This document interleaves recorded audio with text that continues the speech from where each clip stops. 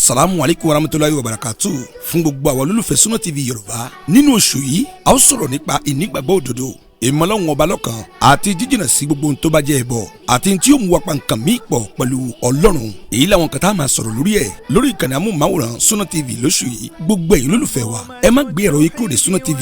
láti máa gbọ́ ẹ̀kúnrẹ́rẹ́ àlàyé nípa àkòrí tá a mú lóṣù yìí tá a pè ní ìnígbàgbọ́ òdodo, ìmọ̀lọ́run ọba lọ́kan àti jíjìnà sí gbogbo ohun tó bá jẹ́ ẹbọ àti tí yóò mú wa pa nǹkan míì pọ̀ pẹ̀lú Ọlọ́run. Ẹ máa bá wa bọ̀. منظومة التوحيد والإيمان يسهل حفظها على الصبيان. إيماننا بستة أركان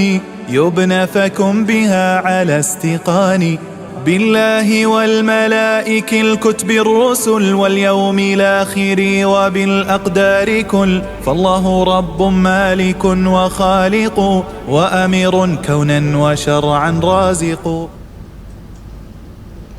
واحد في صفاته واحد في صفاته قادر بأفعاله منفرد بكماله الله جل جلاله خالقي أنت بارئ مصوري كيف شئته في تكويننا حسنتني الله جل جلاله. أمين يا ربي الله انصرنا يا ربي الله انصرنا وارحمنا فأنت راحم بأننا عدونا إبليس وجنوده. وقاية الله أجنة مضاعفة آمين. من الدروع وأنعال من الأتم آمين. وقاية الله أجنة مضاعفة آمين. من الدروع وأنعال من الأتم آمين. وقاية الله أجنة مضاعفة آمين. من الدروع وأنعال من الأتم من الدروع وأنعال من الأتم. لقد جاءكم رسول من أنفسكم عزيز عليه ما أنتم حريص عليكم بالمؤمنين رؤوف رحيم. فإن تولوا فقل حسبي الله لا إله إلا هو عليه توكلت وهو رب العرش العظيم. بسم الله الرحمن الرحيم. لإيلاف قريش إيلافهم رحلة الشتاء والصيف فليعبدوا رب هذا البيت الذي أطعمهم من جوع وآمنهم من خوف. آمين يا الله. اللهم ربنا فوريا فاوا آمين. شيخ محمود باواك باباوا آمين. وصل جانا أونيدرا آمين. اللهم ربنا فرج فاوا الشيخ محمود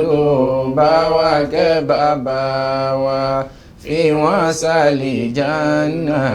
onídẹ̀ra Olúwa. Kọ́ ní kí ó tí a fi ríran.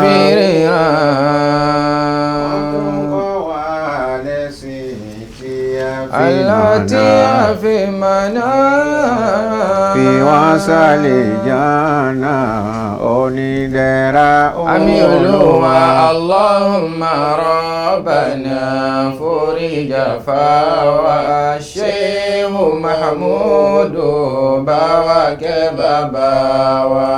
في وصل جنة onídẹ̀ra Olúwa. iṣẹ́ tàfihàn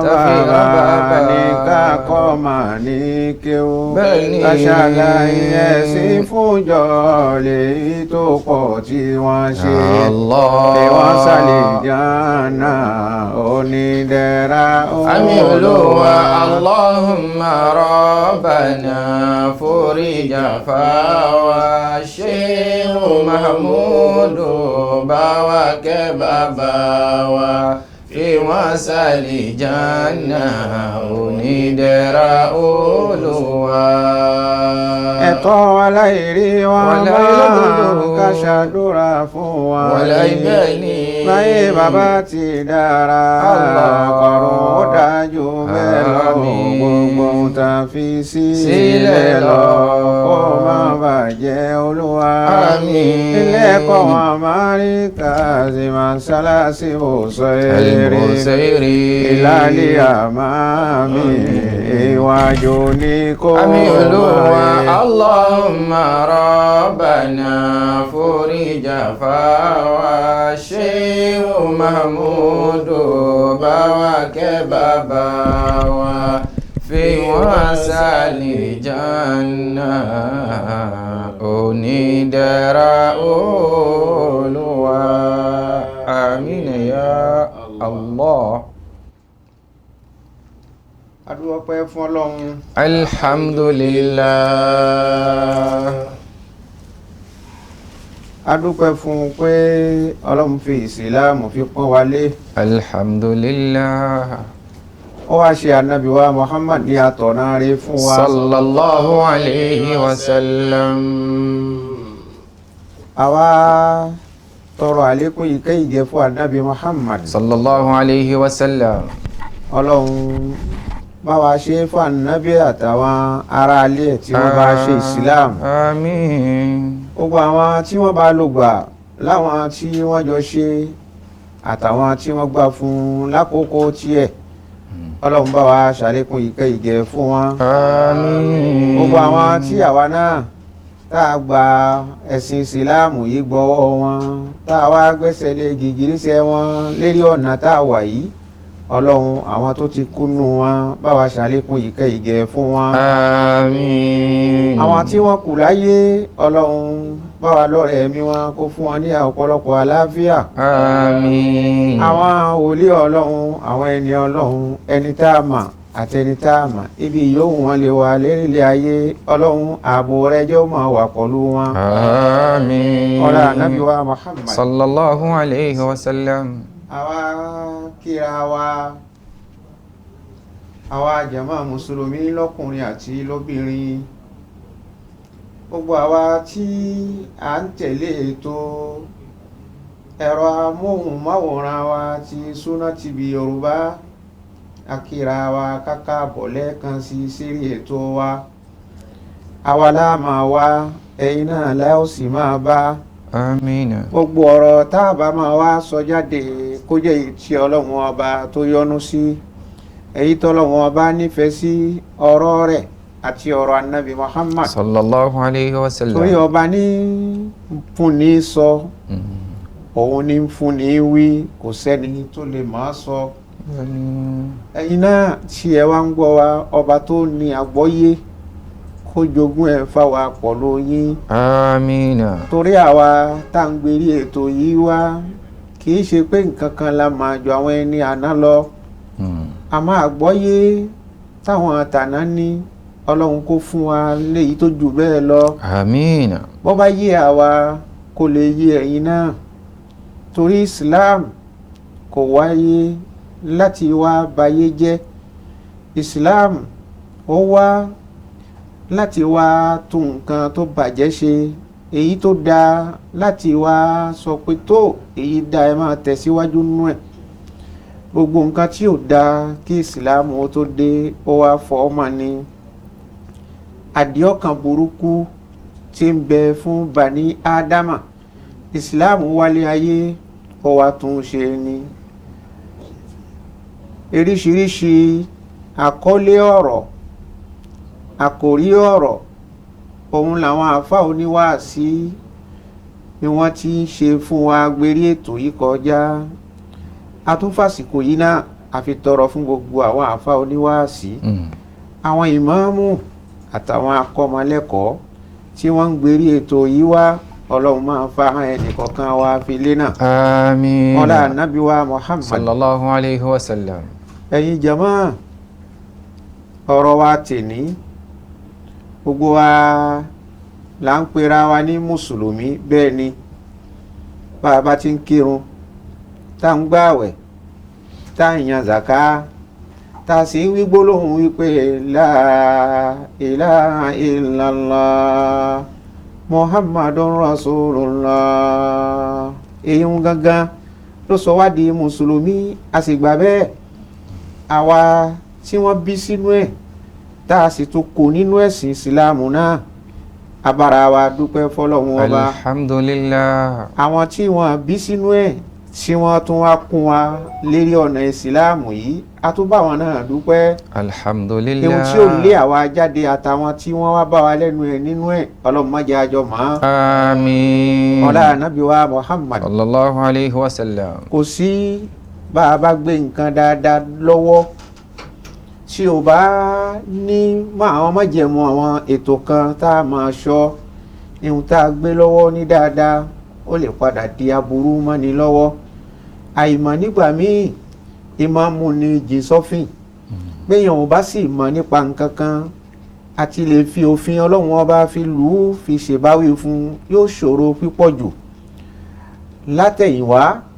látìgbà kan wá àwọn àáfàá máa ṣe wáàsí fún wa lóríṣiríṣi wọn a máa wí pé kinní kan ń bẹ tí wọ́n ń pè ní ìbọ́lọ́hun ọba wórogún Allah. ìdá nǹkan míì pọ̀ mọ́lọ́hun ọba ìpè nǹkan míì lẹ́yìn ọlọ́hun àwa tọ́lọ́hun dojú ọ̀rọ̀ kọ bó ṣe ń dojú ọ̀rọ̀ kọ àwa mùsùlùmí bẹ́ẹ̀ ní ń dojú ọ̀rọ̀ kọ àwọn tí kìí ṣe mùsùlùmí torí kíni ẹni tí kò gbà tọ́lọ́hun tí ó sì gba tànàbí Muhammad sallallahu alayhi wa sallam. òun nìkan orúkọ méjì ló kó dání ó kó orúkọ aláìgbàgbọ́ dání ó sì tún mú orúkọ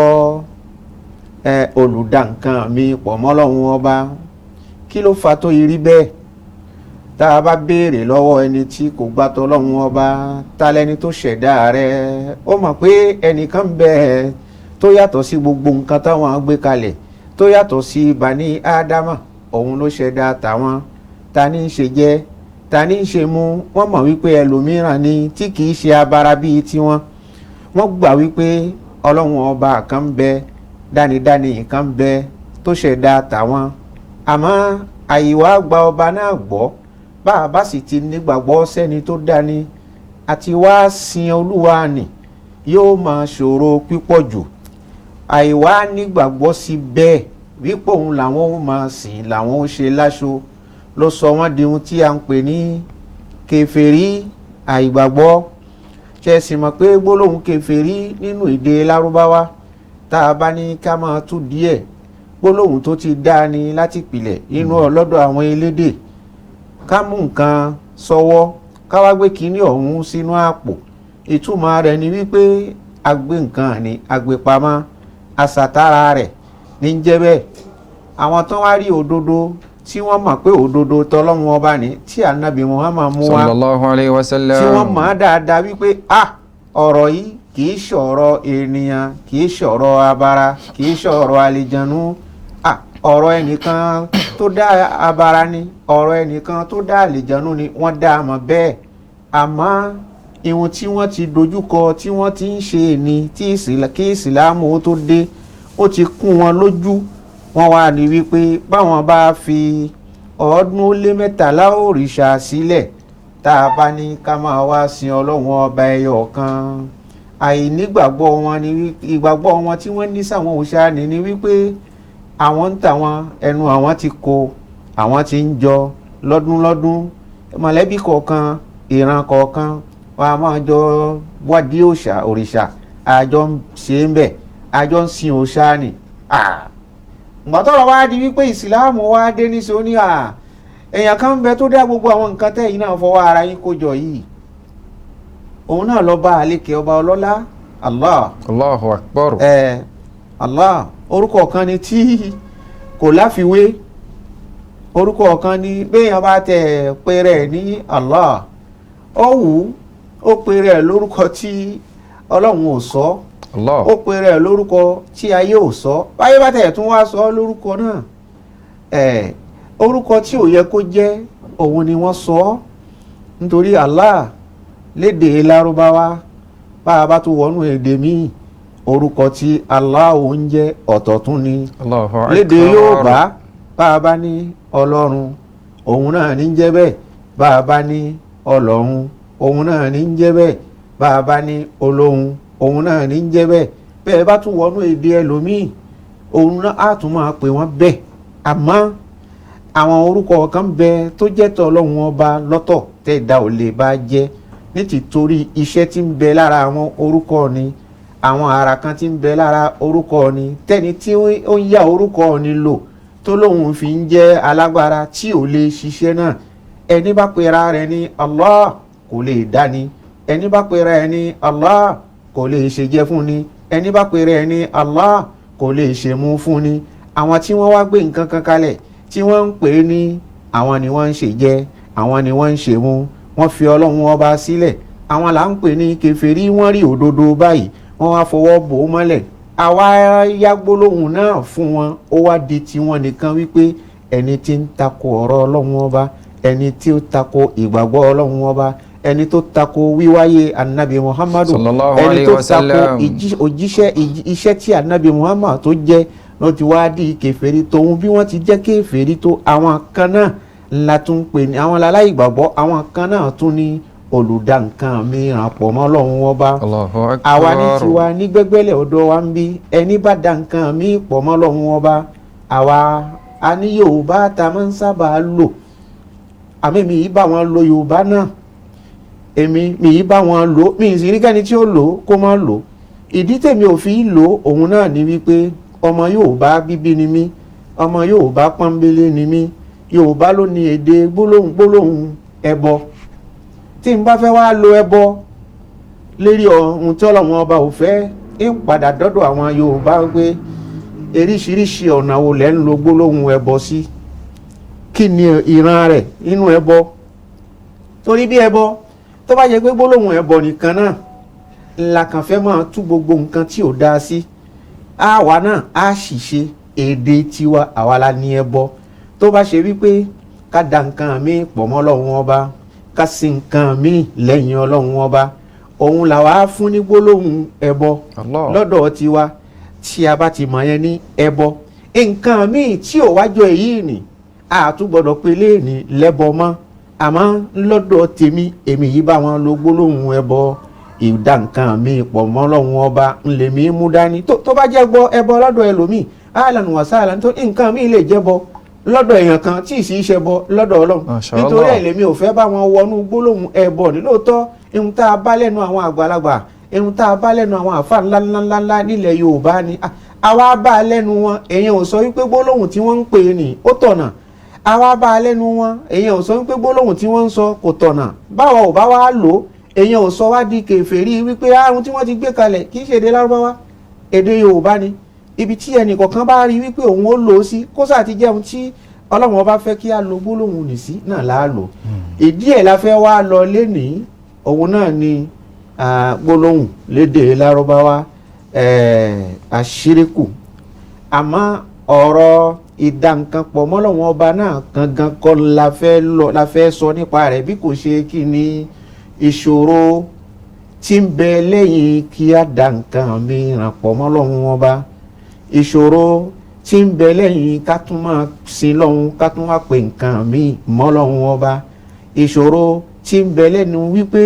lẹ́yìn wípé mo ti ń sin lọ́hun ọba, mo tún wá fọ Ọlọ́run ọba sílẹ̀, n ò sin Ọlọ́run ọba mọ́. èyí ń gangan la fẹ́ sọ nípa rẹ̀. etí kó bá ń lẹ̀, ọba tí ń fi ahọ́n èèyàn lé náà kó fa hàn tiwa lé náà. bá a bá wá wí kì í ṣe pé a fi mọ̀jọ àwọn kan lọ́kọ́, àgbọ́yé ẹ̀sìn Islam òun náà ni a wá ń wá. in uridu illa al-islaha ma stata'tu أعوذ بالله من الشيطان الرجيم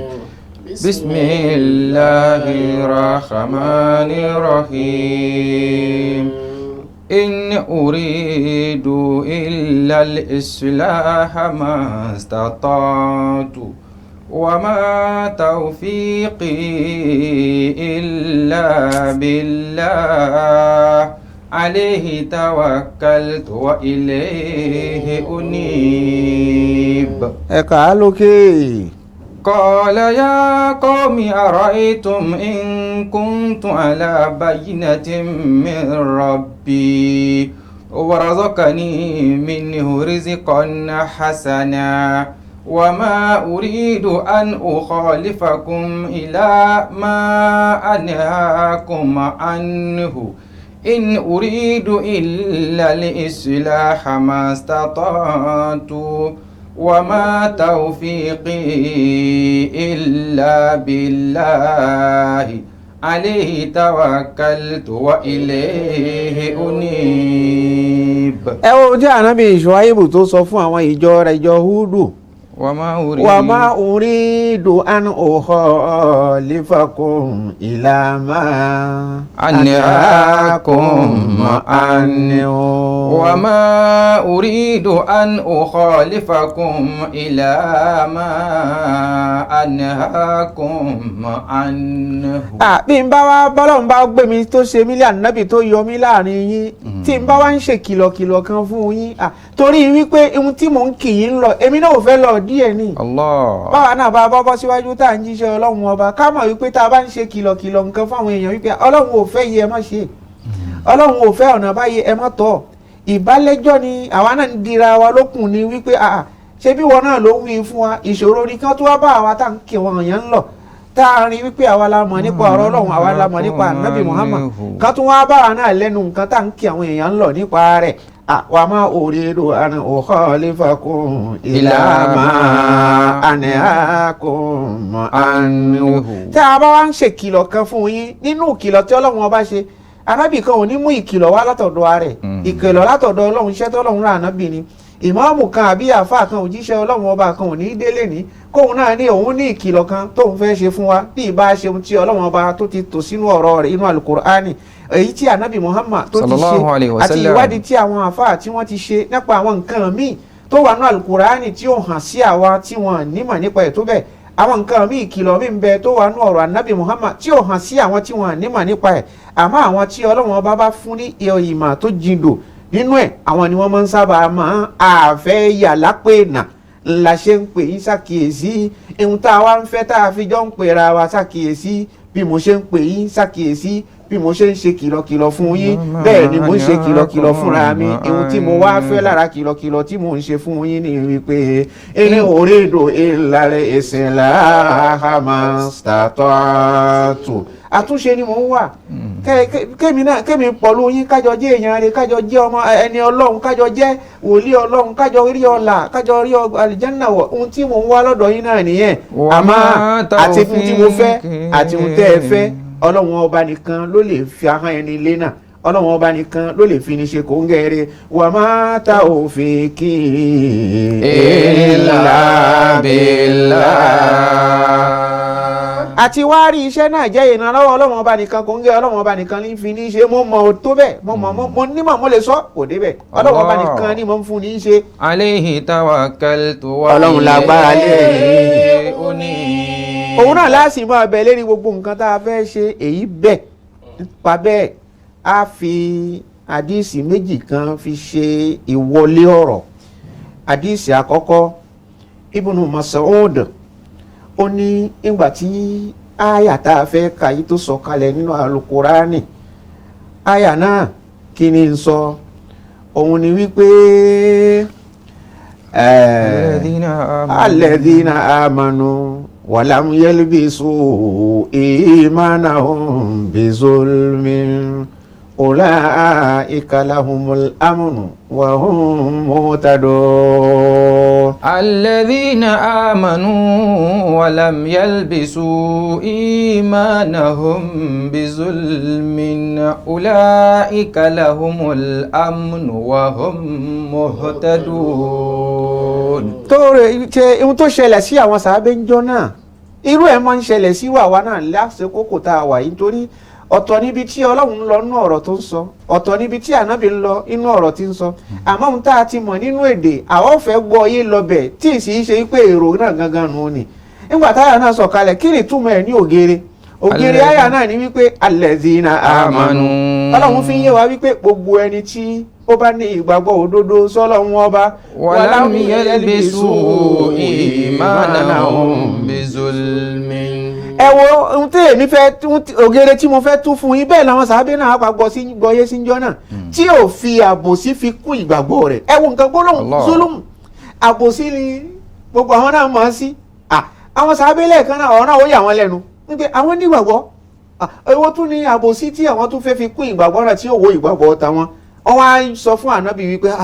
òjíṣẹ́ ọlọ́run sallallahu alaihi wasallam wa ayuna la yazlimu nafsa tálẹ̀ ẹni tí ì ṣàbòsí ara ẹnu wa èèyàn ọ̀pọ̀lọpọ̀ wa náà là ń ṣàbòsí ànábì wa ń jẹ́ kó yé wọn wípé sallallahu alaihi wasallam laysa kama tazunnun kò rí bẹ́ẹ̀ laysa zalika ibi téyìn ń lọ kọ́ ọ̀rọ̀ rẹ̀ kọ́ ni mò ń sọ fún yín ó ní ohun tí wọ́n wá innama huwa shirku Allah. ó ní gbólóhùn tí mò ń sọ òun náà ní kíni ìbá ọlọ́run ọba wórogún ìdá nǹkan míì pọ̀ mọ́ ọlọ́run tẹni tí ń bọ́ ọlọ́run ọba wórogún ìwọ lẹni tó ti ń sin lọ́hùn òun kírun òun gbàwẹ̀ ìbá ọlọ́run ọba wórogún òun gangan òun là ń pè ní àbòsí tó tóbi. Allah. ó ní mẹ́ gbọ́n tí Lukumanu sọ fún ọmọ rẹ̀ ó ní la tushiriki billah ìwọ máa mi la tushiriki billah má pe nǹkan mi pọ̀ mọ́ Ọlọ́hun má da nǹkan mi pọ̀ mọ́ Ọlọ́hun má tún pe nǹkan mi lẹ́yìn Ọlọ́hun má máa aṣọ mi ìyàtọ̀ sọ́lọ́hun ọba má nígbàgbọ́ sẹ́lòmí ìyàtọ̀ sọ́lọ́hun ọba Ọlọ́hun nìkan lọ́ba Ọlọ́hun nìkan láṣọ Ọlọ́hun ẹyọ hóró kan ni ọba mi tí o pé méjì ni òun nìkan là ń gbàgbọ́ òun nìkan ló ní mímọ̀ òun ló lè tún ní ṣe òun ló lè tún gbèsè ayé ẹni ṣe Ọlọ́hun ọba òun nìkan ni kó o gbára lé òun nìkan ni kó o máa sìn tó bá ṣe pé gbogbo wa náà látòkè délẹ̀ ìgbàgbọ́ wa dúró sàn sọ́dọ̀ Ọlọ́hun ọba ni anígbàgbọ́ tòótọ́ sọ́lọ́hun ọba ni ká tó ké bàbá ti ké fatia kó tó délẹ̀ lérí ohun tá à ń fẹ́ lọ́dọ̀ Ọlọ́hun ọba Ọlọ́hun yóò ṣe é fún wa ká ké fatia lérí aburú tá a fẹ́ kó kan ni lẹ́ẹ̀kan náà kó tó délẹ̀ torí lára àgbàgbọ́ tá a ní Ọlọ́hun ó sì ká kó fún wa àbó ti wá sọ̀kalẹ̀ náà ni ní kò sí àmì wà mọ́ adé náà ni tó bá tún wá sọ̀kalẹ̀ náà ni tí a bá nígbàgbọ́ tòótọ́ sọ́lọ́hun bá a ti wí ká tó ké fatia délẹ̀ tó bá jẹ́ pé ìgbàgbọ́ tòótọ́ ìgbàgbọ́ òdodo náà ni ká tó wí délẹ̀ Ọlọ́hun yóò ti gbàdúrà wa yóò ti ká gbogbo nǹkan náà kó àmọ́ inna shirka la zulmun azim. ó níbi tẹ́mi ń lọ nìyẹn ìdá nǹkan mi pọ̀lọpọ̀ mọ́ Ọlọ́hun òun lèmi pè ní àbòsí tó ragbá mi ní ìyẹn tẹ́mi ń pè ní àbòsí inna shirka ìyẹn pé kí ni àbòsí náà òkùnkùn ní ń jẹ́ bẹ́ẹ̀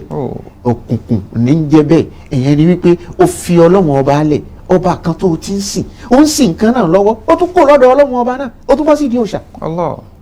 ilẹ̀ bá tún mọ́ ó tún dàsúbà ó tún bẹ̀rẹ̀ sí lọ kírun ní mọ́sálásí méjèèjì ò lè lọ́pọ̀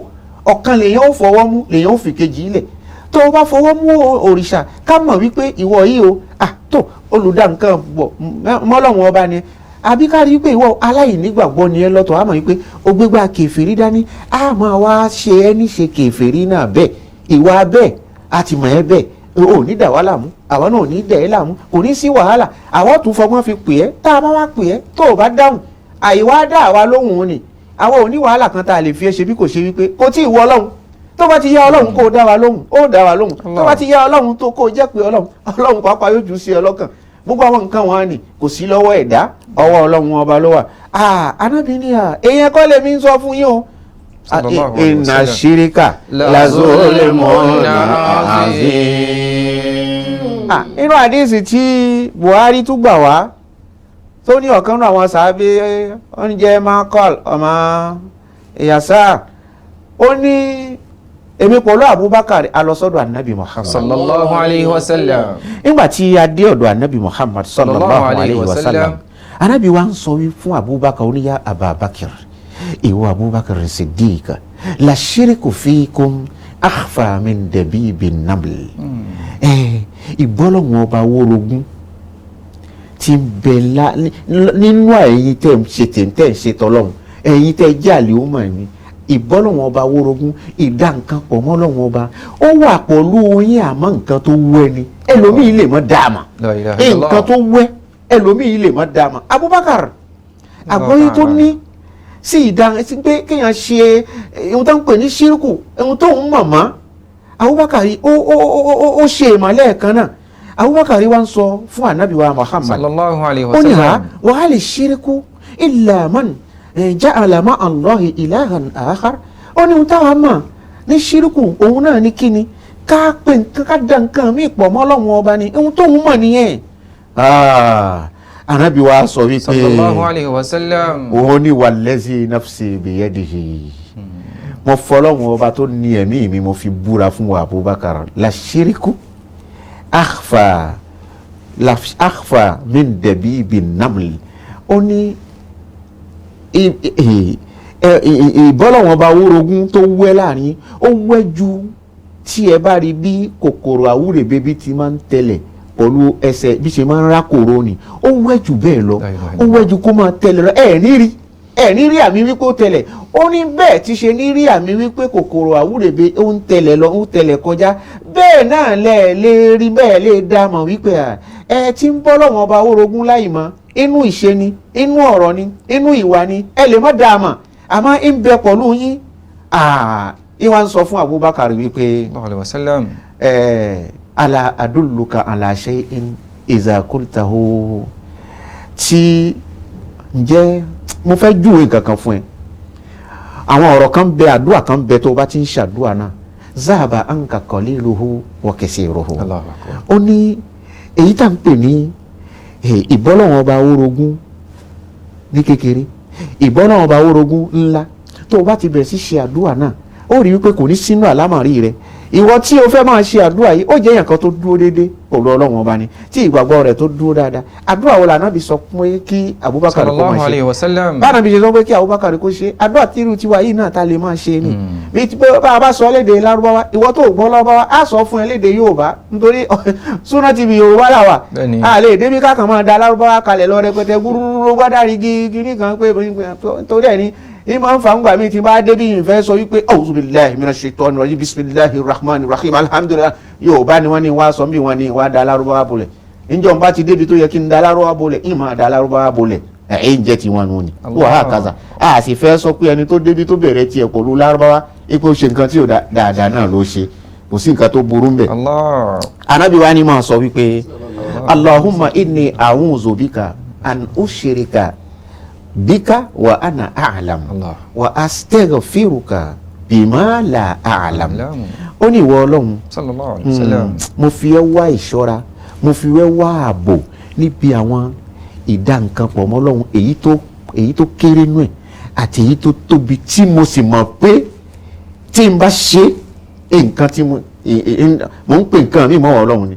èyí táwọn Yorùbá tẹ́ ń pè ní tó bá ṣe pé òun lẹ́yìn pè ní ẹbọ lọ́tọ̀ ní pọ́nbélé ahlan wa sahlan làwọn náà fi gbé kalẹ̀ fún yín tí ẹ bá mọ̀ wípé kí n ṣe ẹbọ ńlá àti ẹbọ kékeré Ọlọ́run mo fi ẹ́ fi wá ṣọ́ra dáàbò bò mí èyí tí mo mọ̀ wípé ẹbọ Ọlọ́run má jẹ́ n ṣe lẹ́yìn ẹbọ ńlá àti ẹbọ kéèké Ọlọ́run má jẹ́ n ṣe Ọlọ́run o omi wa ń bẹ nínú ẹbọ lọ́rọ̀ sísọ ni omi wa ń bẹ nínú ẹbọ ní ìwà wúwo ni omi wa ń bẹ nínú ẹbọ ní ìrìn ẹsẹ̀ mi ni tèmi ò mọ̀ nípa rẹ̀ tí n bá wà lọ ṣubú sínú ẹ̀ mo tètè ń tọrọ àforíjì rẹ̀ kalẹ̀ ẹ wà Nábì Muhammad sallallahu alayhi wa sallam. èyí tí a mọ̀ pé ẹbọ ni arábìnrin mi ẹ̀dá ò lè dáàbò bo rẹ̀ kò lè mọ rẹ̀ ṣọ́tán bẹ́ẹ̀ lọ́wọ́n ọba kó o sì máa gbégbèsè dáadáa òwò náà ó máa ṣọ́ra ẹ níwọ̀nba tó o lè ṣọ́ra ẹ ó wàá bẹ Ọlọ́run ọba pé má jẹ́ n kó sínú ẹ o Ọlọ́run ọba èyí tí mi wàá mọ̀ tí ìmọ̀ rẹ̀ ò dọ́dọ̀ mi tí mo wá kó sínú ẹ ìwọ nìkan lọ́ba aláforíjì mo ti tọrọ àforíjì ẹ kalẹ̀ láì tí ì dẹ́ṣẹ̀ náà láì tí ì wọnú ẹ̀ṣẹ̀ náà mo ti tọrọ àforíjì ẹ kalẹ̀ àwọn àdìsí méjì yìí jàmá kí ni ń tọ́ka fún wa ń tọ́ka fún wa wípé a gbọ́dọ̀ mọ ohun tí à ń pè ní ìdá nǹkan èyí táwa ń pè ní ẹbọ pọ́nbélé a gbọ́dọ̀ dá mọ̀ kì í ṣe ẹbọ Yorùbá ni mò ń sọ nítorí èdè Yorùbá ni ẹbọ ibi tí àwọn oníkéwú ń lo ẹbọ sí ọ̀tọ̀ ni ibi tí Yorùbá sì ń lo ẹbọ sí ọ̀tọ̀ ni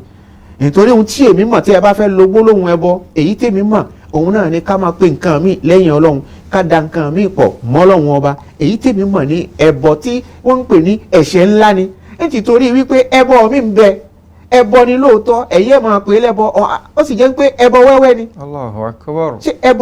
ẹbọ kékeré lèyí ni ẹbọ tí kì í ṣe ńlá ni kí wàá láǹfààní ẹ̀ kí ni máa ń ṣẹlẹ̀ sí ìzàn ìtumọ̀ ẹ̀ agbọ́dọ̀ dá a mọ̀ ìhun tá a rí bọ́nú àdéhìsí méjì ni agbọ́dọ̀ mọ̀ ohun tí wọ́n ń pè ní ẹbọ òun náà ni wọ́n ní taswiyatu ghayrillah billah ẹni tí kì í ṣọba ká fi wé ọba ẹni tí kì í ṣe Ọlọ́run ká fi wé Ọlọ́run ká gbé ṣéwù kan ká fi wé Ọlọ́run ká gbé àfáà kan ká fi wé Ọlọ́run ká gbé òòṣà kan táwọn èèyàn kan mọ ká fi wé Ọlọ́run ìyẹn ń pé bá a ti ń tọrọ nǹkan lọ́dọ̀ tiẹ̀ bẹ́ẹ̀ náà là ń tọrọ nǹkan lọ́dọ̀ Ọlọ́run bá a ti ń tọrọ nǹkan lọ́dọ̀ Ọlọ́run là ń tọrọ lọ́dọ̀ àfáà náà ìgbà ẹ̀wọ̀n nǹkan bẹ́ẹ̀ ó pọ̀ lọ lóríṣiríṣi tí àwa Bani Ádámà àwa tá a jẹ́ mùsùlùmí tí à ń rìn nípa rẹ̀ tí ìsìláàmù ò sì fẹ́ mùsùlùmí èèyàn gbọ́dọ̀ mọ̀ ni èèyàn ní pé araftu sharra la li sharri lakin li tawakkihi mo ń wá dáadáa mo ń wá aburú láti mọ̀ kì í ṣe pé aburú náà nìkan kan ni mo fẹ́ mọ̀ nípa rẹ̀ bí kò ṣe wípé mo fẹ́ mọ̀ nípa aburú kí n lè ṣọ́ra mi wípé kí n má wọnú aburú wa man lam ya'rif sharra min al-khair ẹni tí ò bá dá aburú yàtọ̀ sí ohun tí ó tó jẹ́ oore iye kan fi yóò kó sínú aburú láì mọ̀ pé òun kó sínú aburú èyí ló fà á ọ̀kan náà àwọn sàbẹ̀ ànábì Sayyidina Abubakar ó ní bọ́lá òun ti yọ̀ọ̀dá pé ká máa jẹ halali ó ní ìgbà míì kunna nataharra anil halal ìgbà míì a máa ń fi halali ilẹ̀ àyífẹ́ jẹ makhafata an naqa fi haramin wahidin a fi ń pààyà wípé ká má fi bọ́ sínú haramu mi tá àìrí mọ̀ halali nínú òótọ́ ìgbà míì èèyàn máa ń wà nínú gbẹdẹmukẹ nínú halali náà ni ó sì wà ní nǹkan tó tọ́ tán òun náà inú ẹ̀ náà ni ó wà tí ó fi wá jẹ èèwọ̀ kò ní mọ̀ kó jẹ èèwọ̀ a máa tẹ̀síwájú tá a bá ti sinmi díẹ̀ Allahumma rabbana foríjà fáwa àmín Sheikhu Mahamudu bá wa kẹ́ bàbá wa àmín bí wọ́n sálẹ̀ jánà onídẹ̀ra Olúwa Allahumma rabbana foríjà fáwa Sheikhu Mahamudu bá wa kẹ́ bàbá wa fi wọ́n sálẹ̀ jánà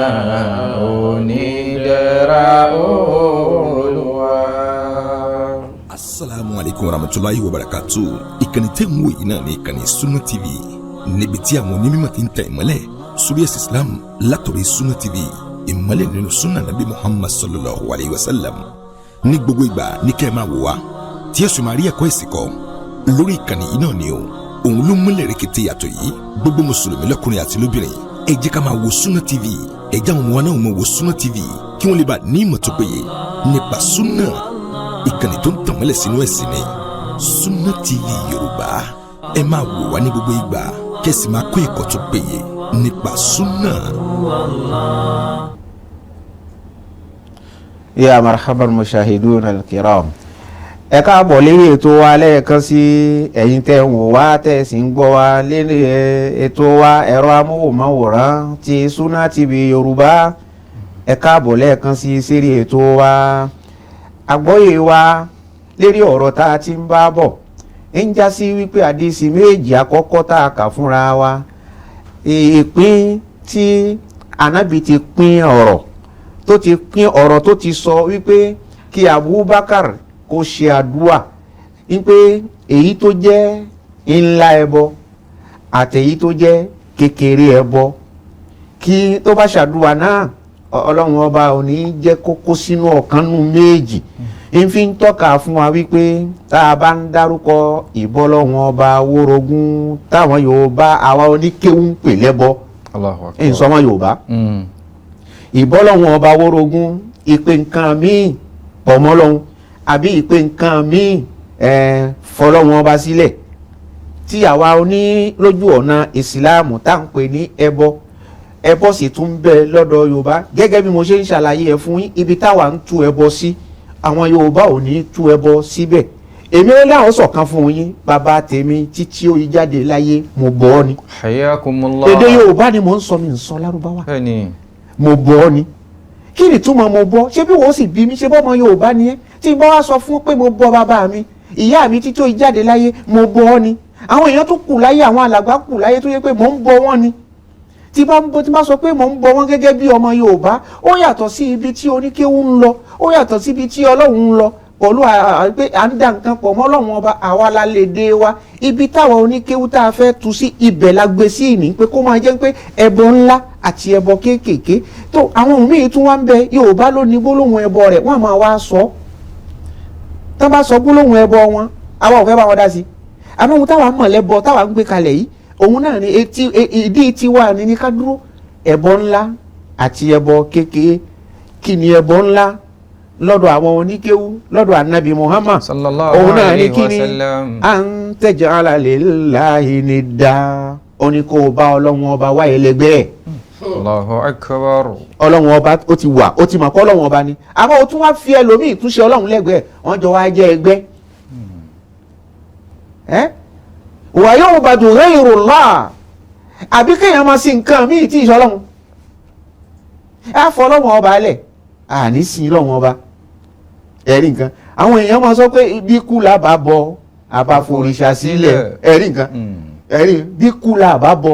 àbáforìṣà sílẹ̀ àti kú àtòrìṣà á lè bọ̀ kan Hayakumullah. bí kò sí ẹni tó dá ikú àtẹni tó dá irinṣẹ́ tí wọ́n fi mọ òrìṣà òun náà làwa ò máa bọ̀ wàhálà kàzà tí ẹ bá ti ń bọ nǹkan míì tó ti yàtọ̀ sí Ọlọ́run à ń bọ irin ni à ń bọ iná ni à ń bọ òkúta ni à ń bọ òrùn ni à ń bọ òṣùpá ni à ń bọ ìràwọ̀ ni à ń bọ ṣéwù kan ni à ń bọ àfáà kan ni à ń ṣe gbá kínní kan ni àwọn nǹkan wọn ni. mo mọ̀ pé ẹ̀bí mi pé ìmáàmù báwo lẹ ṣe bọ bàbá yín báwo lẹ ṣe bọ bàbá yín tó yí jáde láyé báwo lẹ ṣe bọ ìyá yín tó yí jáde láyé báwo lẹ ṣe bọ àwọn àgbàlagbà àwọn tó tún kù láyé ìtumọ̀ rẹ̀ ni wípé bíbọ tí èdè Yorùbá tí mo ń sọ fún ẹ òun ni wípé mo gbìyànjú Alukurani ti sọ wípé bẹ́ẹ̀ ọ̀kan náà àwọn òbí ẹni bá dàgbà sí ni lọ́wọ́ ẹ̀rí nǹkan fala taqul lahuma uffin wala tanharhuma. báwọn òbí yín bá di àgbà àtàwọn òbí yín ẹ ṣọ́ra mo ń ṣọ́ra ìfẹ́ sọ ọ̀rọ̀ tí ó dánú bí bàbá mi tí ó fi ṣe pẹ̀lú mi ìwà tí ń hù lẹ́gbẹ̀ẹ́ bàbá mi tí ó dánú bí tí ó yìí ṣe pẹ̀lú mi tó bá ṣe pé ìwà burúkú tó bá ṣe pé ọ̀rọ̀ burúkú ni mo sọ tòun bí mo ti ṣe kéwú tó tí bàbá àní bá bínú ahọ́n rẹ̀ ti korò àṣẹ Ọlọ́run ọba ti gùn àlérí ahọ́n náà tó bá ṣàdúrà fún mi tí n bá ṣe dáadáa tó bá ṣàdúrà fún mi àdúrà ni yóò gbà tó bá sì tún ṣe pẹ̀lú mi èpè náà akọ yóò tún ràn mí torí Ọlọ́run ó wà lẹ́yìn ẹ̀ lẹ́ẹ̀kan náà ni ẹ jẹ́ wá tó sọ fún yín bàbá náà lè wá jẹ́ kèfèrí Allahu akbar. kémi ọmọ rẹ̀ kí n jẹ́ àfáà kí n jẹ́ ìmáàmù tí n bá lè hùwà tí ò dá sí bàbá ni bó ṣe jẹ́ kèfèrí tó bó ṣe jẹ́ ẹlẹ́bọ táwa máa ń sọ tó tí n bá ti lè ṣe dáadáa pọ̀lú ẹ̀ tí n bá torí ìsìláàmù tí mo gbé dání tí mo rí bàbá ànífín tí mi ń bọ́ Ọlọ́run yóò wà lẹ́yìn bàbá rẹ̀ ìyà tó bá fẹ́ fi jẹ mí yóò fi jẹ mí o bẹ́ẹ̀ ni ìtàn bíbọ tí mò ń sọ ni mo sọ gbogbo nǹkan tí bàbá náà ò ní fi bínú mo sọ gbogbo nǹkan tí ìyá náà ò ní fi bínú àwọn àgbàlagbà tí wọ́n kù láyé kí ni mò ń sọ ohun tí àgbàlagbà ò ní fi bínú sí mi nítorí kí ni ẹni tó bá rí àgbàlagbà bí ìfín níta bàbá rẹ̀ ní rí fín nínú ilé bàbá rẹ̀ ní ẹni tó bá bú àgbàlagbà bàbá rẹ̀ náà ní ń bú Ọlọ́run ò ní wò wípé àgbàlagbà tó lọ bú ni ó jẹ́ kèfèrí ni o ó jẹ́ ẹlẹ́bọ ni o táwa ń sọ ni o kì í ṣe ẹlẹ́bọ ni o Ọlọ́run ó gbìjà rẹ̀ ìwọ ni kó mọ̀ wípé àwọn wọn ni o gbọ́dọ̀ máa bọ̀ wọ́n yẹn pé mò ń pa wọn ni mi ń fẹ́ pé kí ọ̀rọ̀ burúkú kó jáde lẹ́nu wọn sí mi àwọn àgbàlagbà tí wọ́n kù láyé mi ń fẹ́ kí ọ̀rọ̀ burúkú kó jáde lẹ́nu wọn sí mi ń fẹ́ kí wọ́n fi ojú burúkú kí wọ́n máa fi wò mí ihun tí ń jẹ́ pé mò ń bọ̀ wọ́n nìyẹn kì í ṣe bíbọ tí à ń sí èèyàn à ń ṣẹ̀sìn nǹkan kan náà kọ́ ìdán ẹbọ ńlá òun nù ní anabi wa Muhammad sallallahu alayhi wa sallam. ó tẹ sọ̀rọ̀ kan ó ní ala unabbi'ukum bi akbaril kaba'ir sallallahu alayhi wa sallam. ẹ̀ṣẹ̀ tó tóbi ju gbogbo ẹ̀ṣẹ̀ lọ mo fẹ́ fi yé yín lénìí ẹ̀ṣẹ̀ tó tóbi ju gbogbo ẹ̀ṣẹ̀ lọ mo fẹ́ fi yé yín lénìí Ànábì ka mẹ́ta àmọ́ wá fi ìbọ́lọ́wọ́n ọba wórogún yìí tẹ̀yìn ń pè tá à ń pè ní ẹbọ ni ìdá nǹkan mi pọ̀ mọ́ Ọlọ́run táwa ń pè ní ẹbọ ni Ànábì tí èyí ní tíwájú Ànábì ó tì í síwájú wọn ni qalu bala ya Rasulullah sallallahu alayhi wa sallam. qalu bala ya Rasul Ànábì àṣetán láti mọ̀ ẹ̀rí nǹkan ehun tí èèyàn bá mọ̀ nípa rẹ̀ tá bá fẹ́ fi mọ̀ yàn ń pé tá bá bí wá ń pé ṣé káwọn fi mọ̀ wá òun lèèyàn mọ́ logó lòun bàlá fún ohun tí èèyàn bá mọ̀ nípa rẹ̀ èèyàn mọ́ lo náàmù fún bẹ́ẹ̀ ni qalu bala ya Rasulallah ehun tá a mọ̀ nípa rẹ̀ tó fẹ́ ṣẹ̀ṣẹ̀ fẹ́ fi mẹ́ẹ̀ fi yé wa ìdán bala ya Rasulallah ìwọ Ànábì afẹ́ mọ̀ nípa rẹ̀ nígbà táwọn Ànábì ó tì síwájú ńkọ́ ó ní ashiriku billah la ilaha illallah sallallahu alayhi wa sallam. ashiriku billah ìdá nǹkan pọ̀ ní ìpọ̀mọ́ lọ́hún ìbọ́lọ́hún ọba orogún lẹ́nu kán gbogbo àfáà lóde òní gbogbo ìmáàmù rere ẹbọ tẹ́ ẹ̀ bá sì là á àwọn èèyàn ó máa ṣe gbogbo nǹkan ẹ̀yẹ́ máa pe gbogbo ẹ̀ ní ẹbọ ẹ̀ làyí tó jẹ́ náà la fi kún ọ́ la fi dá wákàtí lárúbáwá fún yín pé àrọ́fùtù ṣàrà láàlè ṣàrà mo ń wá aburú láti mà kì í ṣe wípé mo fẹ́ ṣe aburú wàlákìn lítà wà kíhì láti lè ṣọ́ra pé kí n má kó sínú ẹni wa man lam ya'rifi sharra min al-khayr ẹni tí ò bá dá aburú mọ̀ yàtọ̀ sí nǹkan dáadáa ìyẹn kan fi yóò wọnú ẹ̀ láìmọ̀ náà ni ẹ gbọ́dọ̀ lá fáwọn èèyàn kí wọ́n lè mọ̀ wípé eléyìí o ihun tó ń pè lẹ́bọ ni ẹ má kàn wọ́n yanu kẹ́ ẹ sọ fáwọn èèyàn wípé ẹbọ ni àwọn èèyàn wọ́n sọnù ìzàn Ànábì kàyé ní síwájú ó tún ẹlẹ́kejì wọn kó kìlọ̀ wà lè dẹ́yìn ó ní káṣà ìgbọ́ràn sáwọn òbí méjì káṣà ìdá sáwọn òbí méjì ká sọ̀rọ̀ burúkú sáwọn òbí méjì ká máa bú àwọn òbí méjì àwọn nǹkan ráwọn ni ká ba mọ̀lẹ́bí jẹ́ ká tú ẹbí ká tẹ gbogbo lóríṣiríṣi náà ó wá ka ẹ̀ka ẹ̀ta wọn lára bí ó wá dúró sí ó jókòó sí ó tún rọ̀gbọ̀kún nígbà tí Ànábì rọ̀gbọ̀kún ó ní ẹjẹ́ ìfikẹ́ ẹ̀ta fi kún fún yìí o ala wa qawlu zur sallallahu alayhi wa sallam. ó ní ala wa qawlu zur ìjẹ́rìí èké ọ̀rọ̀ burúkú sísọ jáde lẹ́nu ẹ̀rí ìjẹ́rìí èké àti ọ̀rọ̀ burúkú sísọ jáde lẹ́nu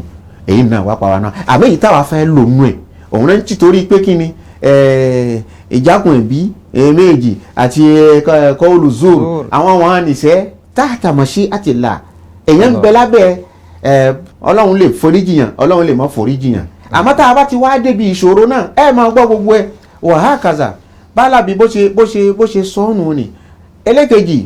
arábíwá Muhammad sallallahu alayhi wa sallam. ọlọ́run sọ fún àwọn ń pé faman kana yarju liqa rabbih falyamal amalan salihan wala yushriku bi ibadati rabbih ahada. faman kana yarju liqa rabbih فليعمل عملا صالحا ولا يشرك بعبادة ربه أحدا. رواية القرآن faman kana yarju liqa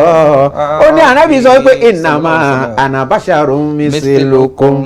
èmi tí mo ń jíṣẹ́ Ọlọ́run bá fún yín èmi náà ara yín lèmi náà yuha ilayya mi wá sọ̀rọ̀ ọgbọ́n erí fún yín o iṣẹ́ tọ́lọ́wọ́n bá rán sí mi ni mò ń jẹ́ fún yín o. annama ilahukum ilahun annama ilahukum ilahun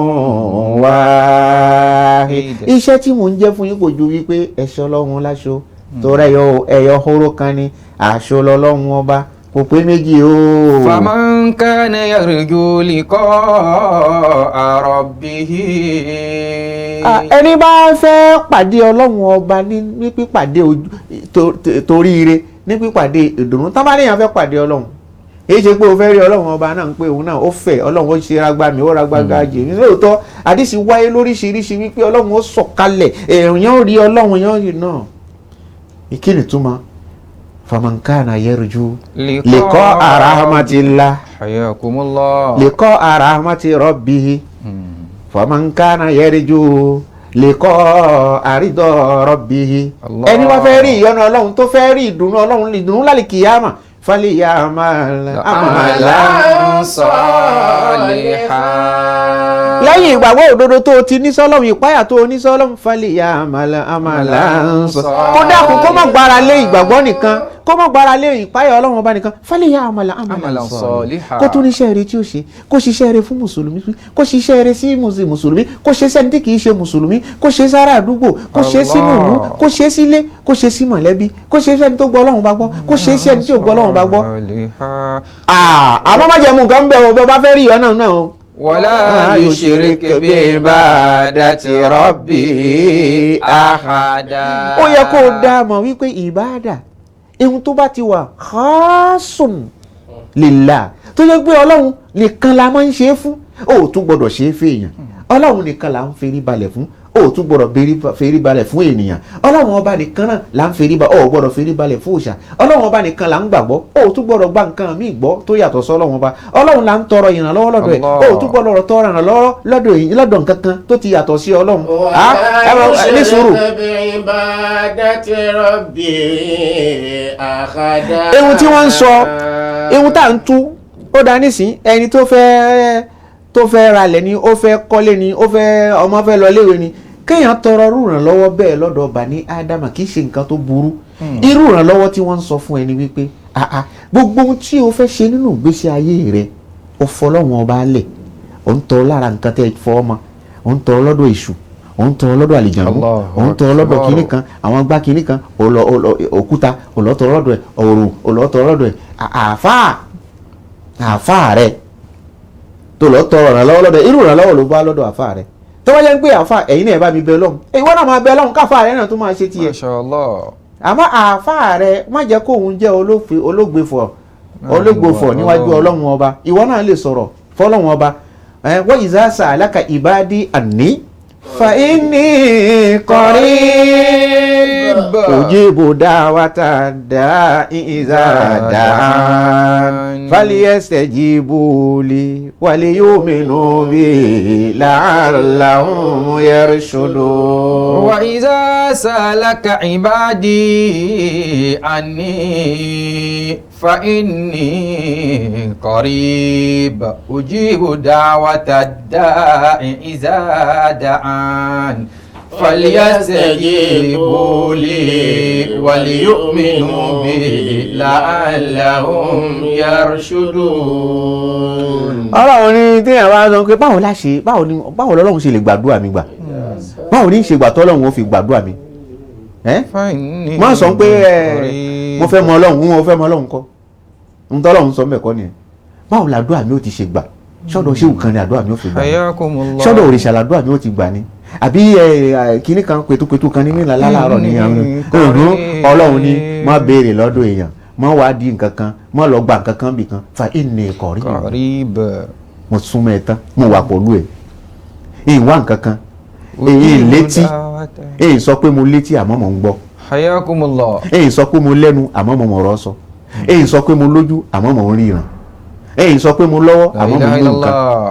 mú nǹkan ẹni qarib pè mí ujibu da'wa ìtòsí ni mo wà bẹ́ẹ̀ bá pè mí lẹ́ẹ̀kan náà wọ́n dá onítọ̀hún lóhùn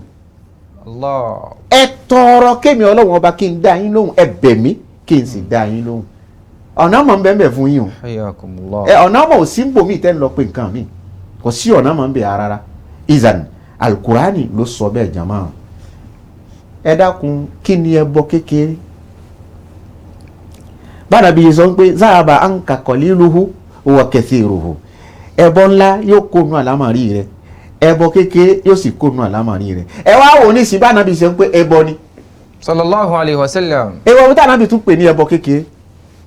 ànábì ń ka àdíjì fáwọn sàábì ànábì wa Muhammad ó ní inna akhwafa ma akhafu alaykum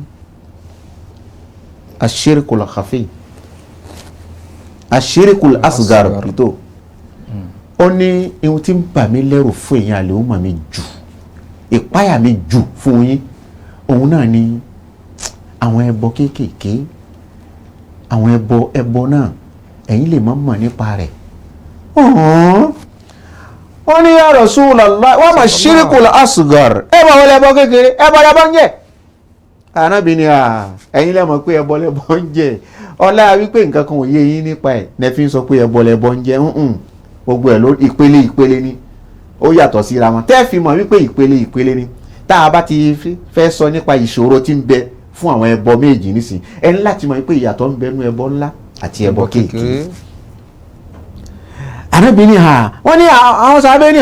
kí ni jẹ́ bẹ́ẹ̀ ó ní àríyá sallallahu alayhi wa sallam ó ní kí ni àríyá kárí mi la ilaha illallah kárí mi alẹ́ àwò kí ni túmọ̀ kárí mi tí ànábì sọ sallallahu alayhi wa sallam ìtumọ̀ kárí mi tí ànábì sọ òun ni wípé mò ń kírun ọlọ́run ni mò ń kírun náà fún àmọ́ ọlọ́run ló ní kí n máa kírun mo wá dúró nísìnyí mo fẹ́ wá kírun náà mo wá ń kí ní kí wípé kí àwọn tí ń rí mi àwọn tó wà lẹ́yìn mi kán lè mọ̀ wípé mo máa ń kí èèyàn ń pè nítorí tiwọn ni mo ṣe ń kí èmi gẹ́gẹ́ bí ìmáàmù nísìn gbogbo ayé ní pè mí ní ìmáàmù èmi gẹ́gẹ́ bí àfà gbogbo ayé ní pè mí ní àfà mo ń fa àwọn èèyàn fi kírun nísìn mo ṣẹ̀ṣẹ̀ tún fẹ́ wá èmi nísìn mo wá wọ mọ́sálásí ńgbà tí gbogbo èèyàn ti kírun bùṣe yálà mo lọ dé kan ni àbí mo fẹ́ kírun níwájú ìjàmọ́ káwọn èèyàn ráyè mọ̀ wípé mo mọ̀ ń kí mo wá ní àwọn nǹkan kan tí mo fẹ́ máa ṣe nítorí káwọn èèyàn ráyè rí mi. àlẹ́ ìbádà lillah ìbádà náà nísìn mo ti sọ̀rọ̀ ráfa rẹ̀ kó lọ́dọ̀ ọlọ́run ọba lóòótọ́ irun ni mo fẹ́ kí àmọ́ irun náà èyí tún dojú rẹ̀ kọ́ ọlọ́run bá máa ń torí tí èèyàn bá dojú kọ ọlọ́run tó fẹ́ kírun èèyàn máa ń rí kí pẹ̀lú ìpáyà ni náà la Al-Qur'ani fi sọ pé nínú lókè Suratul Mu'minun qad aflahal mu'minun alladhina hum fi salatihim khashi'un. Al-Qur'ani ọlọ́run ṣe ó ti sọ gbogbo nǹkan tí àtẹ̀ ní fi dààmú ó ní qad aflahal mu'minun ọlọ́run ní tí ẹ bá ṣe gbogbo àwọn nǹkan tí ń bọ̀ yìí tí ẹ bá ṣe mo fi ń dá yín lójú wípé ẹ ti ṣoríire láyé àtàlìkìyàmọ̀ ẹ̀yin tẹ́ ẹ jẹ́ mùmínì tẹ́ ẹ gbà mí gbọ́ àwọn nǹkan tí mo fẹ́ kà yìí tí ẹ bá ṣe tí ẹ bá mójútó wàláyé tàláì ọlọ́run ní èmi fúnra mi tó fara mi fi búra wàláyé ẹ ti jèrè láyé ẹ ti jèrè lọ́la àlìkìyàmọ̀. alladhina hum fi salatihim khashi'un. èyí tí mo fẹ́ lò nù ni alladhina hum fi salatihim khashi'un. àwọn tẹ́ ẹ bá rí lérí irun tó ṣe wípé irun wọn inú ìpáyà ni wọ́n wà èyí pé ó wà lérí irun náà ó gbàgbé ayé ó gbàgbé ọmọ ó gbàgbé dúkìá ó gbàgbé gbogbo nǹkan pátápátá bí kò ṣe wípé la yara illallah ọlọ́run bá rà nìkan ló dojúkọ òun nìkan ìdàn mèmí wá fẹ́ wá kírun nísìnyí títorí káwọn èèyàn ráyè rí mi wípé báyìí Imam Jalali fẹ́ kírun o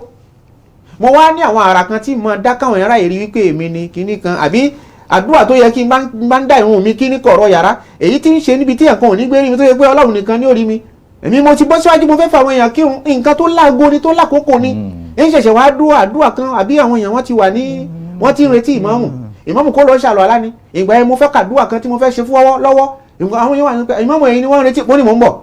kárí mi lásán lè yí ni tó wá fẹ́ ṣe kárí mi ìwọ́pọ̀ lọ́lọ́run ọba rẹ níyà ọlọ́run ní kò lọ́ọ́ ṣe kárí mi sí kò sì ṣeé ṣe èèyàn kan ò rí ẹ ní kọ̀rọ̀ yàrá èèyàn kan ò rí ẹ. innal munafiqina yukhadi'una Allaha wa huwa khadi'uhum. وإذا قاموا إلى الصلاة قاموا كسالى يراءون الناس ولا يذكرون الله إلا قليلا. ẹ̀rí nǹkan àwa ò fẹ́ lọ bí munafiki alágàbàǹgebè ní Yorùbá ń pè bẹ́ẹ̀ Hayakumullah. alágàbàǹgebè ìdá olójú méjì ní jẹ́ bẹ́ẹ̀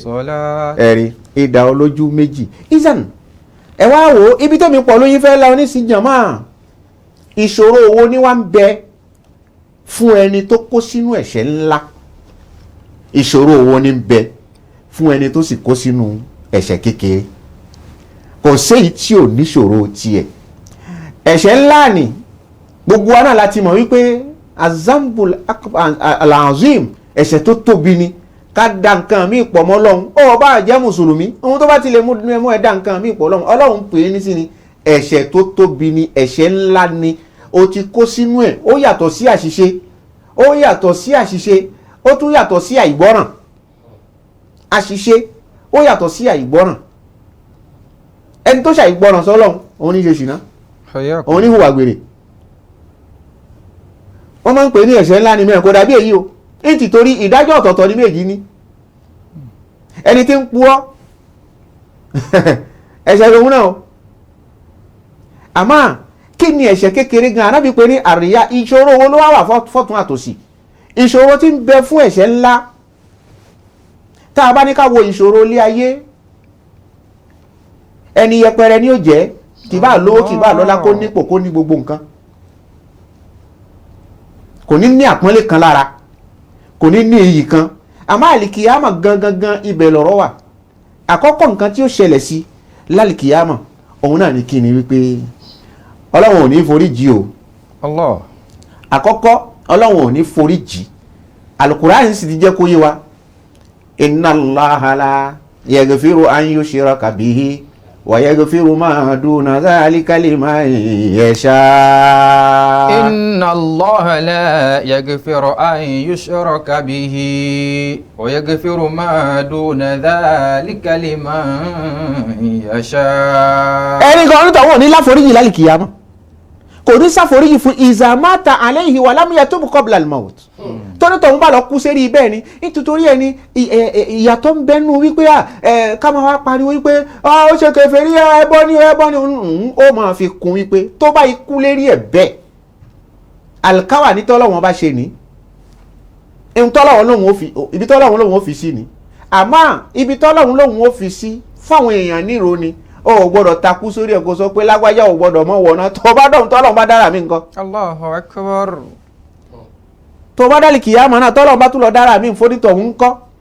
a ti mọ̀ yín pé àlìkáwà ní ọlọ́run bá kì í yẹ wala yukhlifu Allahu al-mi'ad ọlọ́run kì í yẹ àlìkáwà ní àmọ́ tó bá dọ̀hún tó tún ṣe nǹkan mi la yusalu amma yaf'alu wa hum yusalun. àwọn yẹ ká jíṣẹ́ ọlọ́run ká lè fi pe àwọn èèyàn sínú ìsìlámù ni ní jíṣẹ́ ọlọ́run ká tún fi tarí àwọn èèyàn jáde kó nu ìsìlámù a máa jíṣẹ́ ọlọ́run ọba láti jẹ́ ní káwọn èèyàn tún nítàn mọ́ gbogbo ẹni tó dẹ́ṣẹ̀ tó wà nù nǹkan tí ò da ó gbọ́dọ̀ nítàn mọ́ ni ẹni tó wà lóko kèfèrí àlùkáwà ní ọlọ́run fóní tọ̀hún ìwọ fún wọn ní làbárè ni má takú sí rẹ̀ pé kò gbọ́dọ̀ má rí bẹ́ẹ̀ nítorí ìwọ kọ́ ló fẹ́ lo òfin náà ọlọ́run ló fẹ́ lo nǹkan yẹn lálìkìyámà kò ní forí jì wọ́n la yaghfirullahu lahum ọlọ́run lòun ò ní forí jì wọ́n ohun tí ó tún ṣẹlẹ̀ ọlọ́run ní mẹ́ èmi ṣe ẹni ana agna shuraka Ànábì sọ bẹ́ẹ̀ ó ní yakulu Allahu tabaraka wa ta'ala ana agna shuraka mo ti tayọ ẹni tí èèyàn wá orogún fún. La ilaha illallah. ọlọ́run ní mo tayọ ẹni tí àwọn èèyàn máa wá orogún fún má tún nítorí pé mo ti rọrọ̀ gbólóhùn agínà tó fẹ́ tún ni mo ti rọrọ̀ ju kéèyàn bá mi wó orogún lọ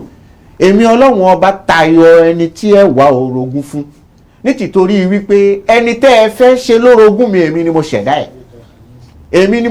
ẹ̀ ẹ̀yin kọ́ lẹ ṣẹ̀dá ẹ̀ èyí tàbí mo ti wá tayọ ẹni tí ẹ lè wá orogún fún. ó ní mọ̀nà àmìlà àmàlàn ẹni yòówù tó bá lọ ṣiṣẹ́ kan ashraka fihi ma'i ghairi níyàn bá lọ ṣiṣẹ́ kan tó wá ń fi ẹlòmíì tí ń ṣe ní tìtò tó fi ẹlòmíì fi kún èmi ọlọ́run ọba èmi ló yẹ kó kírun fún ó tún wá ń kírun náà fẹ́ lòmíì èmi ló yẹ kó gbàwẹ̀ fún ẹ fẹ́ àwẹ̀ ẹlẹ́yìn tó lọ gbàwẹ̀ fẹ́ lòmíì wàláhì taraktuhu wa shirka. La ilaha illallah. àtòun àti ihun tó fi ń gbèmí ọlọ́run ọba orogún ọlọ́run ní wọ́n dẹni àpatì lọ́dọ̀ mi wọ́n máa wò wọ́n níran ni mo sì lúgọ̀dẹ̀ wọ́n mọ̀ ń retí wọn wọ́n wàá bá mi lẹ́sẹ̀ ògbèjì wọ́n wàá bá mi kò sí wàhálà inú tí ó tún ṣẹlẹ̀ òun náà ni wípé iṣẹ́ wọn la yaqbalu Allahu amalahum ọlọ́run ò ní gbaṣẹ́ wọn ọlọ́run sì sọ fún ànábì Muhammad sallallahu alayhi wa sallam. walaqad awhayna ilayka wa ila alladhina min qablika walaqad uhiya ilayka wa ila alladhina min qablika لئن أشركت ليحبطن عملك ولتكونن من الخاسرين. nǹkan méjì lọ́lọ́run ọba papọ̀ nínú ìṣòro tí ó máa bá ẹni tó dẹ́bọ tó dẹ́ṣẹ̀ ńlá tó bọ́ lọ́wọ́n ọba wórogún tó dá nǹkan mi pọ̀ mọ́ lọ́wọ́ ó bá jẹ́ mùsùlùmí farabalẹ̀ kó gbọ́ dáadáa jẹ́ mùsùlùmí kó máa kírun kó máa gbàbẹ̀ kó máa ṣe gbogbo nǹkan fíkan ẹ̀hún tó bá ti lè mú ẹ dá nǹkan mi pọ̀ mọ́ lọ́wọ́ tó bá mú ẹ bọ́ lọ́wọ́ ọba wórogún ẹ̀hún tọ́lọ́hún lòun ó ṣe ní o ẹni ọmọ tí ó bá ṣe. la yahbatanna amaluka iṣẹ́ rẹ ọlọ́run lòun iṣẹ́ náà bàjẹ́ complete iṣẹ́ náà bàjẹ́ pátápátá ọlọ́run ó da gbogbo ẹnu. walatakunanna minal khasirin. àwọn ọlọ́run ní ẹni òfò lẹ́tù jẹ́ lálẹ́ kìyàmọ̀ ọlọ́run tẹ́ ẹ sọ̀rọ̀ wọn inú ìparí suratul káfù lọ́hùn àwọn kan tó ṣe pé alladhina dalla sa'yuhum fil hayati dunya wa yahsabuna annahum yusinuna sunna. ẹ̀rí nǹkan àwọn kan bẹ iṣẹ́ wọn tí wọ́n ṣe wọ́n nù nílé ayé wọ́n nù wọ́n ríṣẹ́ ṣe wọ́n fọlọ́wọ́n bálẹ̀ nǹkan míì ni wọ́n ń sìn. kul hal nunabbi'ukum bil akhsarina a'mala. àwọn tá a ní iṣẹ́ wọn dànù tí wọ́n ṣòfò lálẹ́ kìyàmọ̀ wà nábì máa gbọ́ o. alladhina dalla sa'yuhum fil hayati dunya. àwọn tí wọ́n ń gbà bòmí lọ tí wọ́n sọnù tí wọ́n ṣe bí pé àwọn wà lérí ọ̀nà. wahum yahsabuna annahum yuhsinuna sun'a. ọlọ́run fẹ́ ní èmi mi ìṣàbòsí mi ìṣàbùrù ẹ má torí wípé ńgbà tẹ́ ẹ pé òòṣà wípé à ń wá nǹkan báyìí tèmi ọlọ́run bá ṣe fún yín à òrìṣà kọ́ ló ṣe fún yín ẹ má torí wípé ńgbà tẹ́ ẹ lọ́dọ̀ àfáà kan táfáà kan ṣàdúrà fún yín tí àdúrà yín gbà àfáà kọ́ ló ṣe aago ohun tèmi ọlọ́run bá fẹ́ ṣe fún yín aago ẹ̀ ló lù. ulaika alladhina kafaru bi ayati rabbihim. àwọn tí ò gba ọ̀rọ̀ àwọn ọlọ́run ọba gbọ́ ni wọ́n àgbà wípé àlìkìyámọ̀ ń bẹ àwọn ò tẹ̀ pàdé tẹ̀wá ọlọ́run ọba. fahabitat a'maluhum. iṣẹ́ wọn ti bàjẹ́ lọ́dọ̀ àwọn ọlọ́run ọba. fala nuqimu lahum yawmal qiyamati wazna. wọ́n àti ẹ̀ ní jámọ̀ nǹkan kan lọ́dọ̀ àwọn ọlọ́run ọba lálìkìyámọ̀ wọ́n ní jámọ̀ nǹkan kan. Allah. zalika huwa al-khusranul mubin bó ṣe jẹ́nu ni anabi Musa anabi Isa alayhi salatu wassalam ó ní ya bani Isra'il ya bani Isra'il abudullaha rabbi wa rabbakum innahu man yushrik billah فقد حرم الله عليه الجنة ومأواه النار وما للظالمين من أنصار. قال المسيح يا بني إسرائيل اعبدوا الله ربي وربكم. Ànábì Ìsá ó lẹ́yìn Bani Ísírẹ́lì ọlọ́run ọba ẹyọ kan ṣo náà ní kẹ́sìn o ọba tó tẹ́rẹ̀ mí bẹ́ẹ̀ ọba tó rè yín ẹ̀yin náà ni. innahu man yushrik billah. ẹni bá da nǹkan mi pọ̀ mọ́ Ọlọ́run ọba ẹni bá bá Ọlọ́run ọba wórogún ẹni bá wá fọ Ọlọ́run ọba alẹ̀ tí ń sin nǹkan mi. faqad harrama Allahu alayhi al-jannah. ẹ̀rí nǹkan ìṣòro tí ń bẹ́ẹ̀ ni wípé àlìjáná Ọlọ́run ọba ti dèèwọ̀ fún Ọlọ́run ló fún wa ńlá bá rí bẹ́ẹ̀. wa ma'wahu an-nar. ibùgbé rẹ̀ lálìkìyámà Ọlọ́run nínú iná lòun ó fi Ọlọ́run ló sọ bẹ́ẹ̀ mi kọ́ o. wa ma liz-zalimina min ansar. àwọn ẹlẹ́bọ wa ma lil mushrikina min ansar. ẹlẹ́bọ kò ní rá látìlẹ́yìn kò ní roníràn lọ́wọ́ lálìkìyámà ìṣòro tí ẹnu ni o ìṣòro ilé ayé àti tàlìkìyámà bẹ́ẹ̀yàn bá wá ṣe ẹbọ ríyá kí wá ní ìṣòro tiẹ̀ Ànábì wa Muhammad sallallahu alayhi wa sallam. ó ní ìzájúzí ànáṣu bí àmàlìhìm yawmal qiyamah yaqulu Allahu lahum ọlọ́run ọmọ á sọ fún gbogbo ẹni tó ṣe kárí mi tó ṣe alẹ́ àwò tó bá dàlí kìyàmà ọlọ́run ọmọ á sọ fún wọn ìzájúzí ànáṣu bí àmàlìhìm tá a bá ń sàwọn ènìyàn lẹ́san lálẹ́ kìyàmà ọlọ́run ọmọ wa sọ fún wọn wípé ẹ̀yin wọ̀nyí o ẹ̀jẹ̀ ń bí yín izhabu ila allazina kuntum tura'una fi dunya. àwọn tẹ́ ẹ̀ ń ṣe kárí mi fún ilé ayé ẹ ti débi lẹ́nìí ẹ ń kírun èmi kọ́ lẹ kí fún ẹ kàn dúró níwájú Ọlọ́run níwájú àwọn èèyàn ni èmi kọ́ lẹ kí fún àwọn tí ń rí yín ẹ ń náwó ni torí èmi kọ́ lẹ ṣe náà nítorí kí wọ́n rí mi ni ẹ ń ṣe wáàsí ni ìwọ náà ìmáàmù ó ń ṣe wáàsí ni ìwọ náà àfáà ẹ ń náwó rẹ sáwọn èèyàn èyí torí káwọn èèyàn lè sọ yín pé ṣòro ní yín èyí torí káwọn èèyàn lè pé onímọ̀ ni ẹ́ káwọn èèyàn lè sọ pé àfáà gidi ni ẹ́ ká lè sọ pé kíní kan nítorí ká lè mọ̀ mí ní àfáà nísìn ìbà ọ̀rọ̀ tí àfáà kan sọ ìbà jẹ́ ọ̀rọ̀ tí lélẹ́yìn náà sọ ìbà jẹ́ báfáà kan bá tẹ̀ sọ nǹkan tí ò da tí n bá rí wípé nǹkan tí ò da ni èmi ò tún ní ṣe wáàsí kí n sọ pé ṣe ẹni tí àfáà lágbájá sọ ọ̀rọ̀ burúkú ni wọ́n paṣẹ́ náà jẹ́ ni ẹni tọ̀hún onímọ̀ kan lòun náà sọ̀rọ̀sọ̀rọ̀ lòun náà ó mọ nǹkan kan nípa ọ̀rọ̀ Ọlọ́run tó bá wá sí í sọ tó bá wá sí í gbé kalẹ̀ èmi ò tún ní gbé wá sí tèmi kalẹ̀ kí n tún máa wá sọ nísìnyí wípé ṣe rí ohun tí lágbájá sọ ni ọ̀rọ̀ burúkú ni ṣe rí ohun tí tàbẹ̀dú sọ ni ọ̀rọ̀ burúkú ni débi pé ìtumọ̀ wá sọ fíkanfíkan ìmọ̀le èyí náà tèmi náà tún ṣe kárí mi lòun náà. Allahu akbar. kárí mi lòun náà tí bá máa ń pé mo fẹ́ tún àfẹ́ ẹgbẹ́ mi ṣe ó ní ọ̀nà téèyàn ń gbà fi tún ṣe èyí ní máa ṣe wá sí kí n máa bu èyí ní máa ṣe wá sí kí n máa baṣẹ́ rẹ̀ jẹ́ nítorí ó níbi tó dá sí ó níbi tó kù sí ọ̀rọ̀ èèyàn bá sì ń sọ̀rọ̀ tí ahọ́n máa fi ń gbéyàn gbà míì èèyàn yìí mà èmi ò wá jáde nísìnyí wọn àtòrí wípé lágbájá sọ nǹkan kan kò sí àti òun ṣe súnà ni talẹ́ni tó sọ pé kì í ṣọ̀nà òun ṣe sálàfì ni talẹ́ni tó sọ pé kì í ṣọ̀nà òun ṣe nàmátù tẹ̀bílì talẹ́ni tó sọ pé kì í ṣọ̀nà ó wà káàkiri èwo ló sọ pé kì í ṣọ̀nà nù ẹ̀ àmọ́ ibi táwọn èèyàn bá kù sí òun la sọ fẹ́ wọ́n yan tá a bá tó fẹ́ sọ ibi táwọn èèyàn bá fẹ́ kù sí ni àwa ò tún gbọ́dọ̀ gbéra wa ga wípé àwa aládá kárí mi ní jẹ́ bẹ́ẹ̀ kí ni ìṣòro tí wọ́n ní àwọn ẹni tẹ́ǹtì torí wọn tẹ́ ń sin lọ́hùn tẹ́ ń sọ pé ẹ̀ ń sin lọ́hùn náà àwọn náà dà lẹ́ni izhabu ila allazina kuntum tura'una ẹ̀rí àwọn tẹ́ ń ṣe kinní fún ilé ayé náà dà àwọn dà lẹ́ni hal tajiduna indahum jazaa ǹjẹ́ ẹlẹ́sàn kan wọ́n lè san yín lẹ́sàn níwáyé lẹ́nu kò sí ẹ̀sàn kan tí wọ́n lè san yín bí lẹ́nu ìṣòro tí ẹ ní kárí mi ni kí ni túmọ̀ ẹ̀jà máa èyàn ni wípé kárí mi náà wọ́n ti gba ẹ̀san náà nílé ayé mo ti gbà á wọ́n ti rí mi dọ́nká èyàn pé tó bá dàlí kìyàmà èyàn tún lè rírú ẹ̀san yẹn mọ́ La ilaha illallah. fakọ̀dí kíl ìbá náà fi ti gbé wọnú àdìsí ẹlòmíì ò mọ jagun ni báwo ló ṣe jagun ni mo jagun ti lójú ọ̀nà Ọlọ́run ni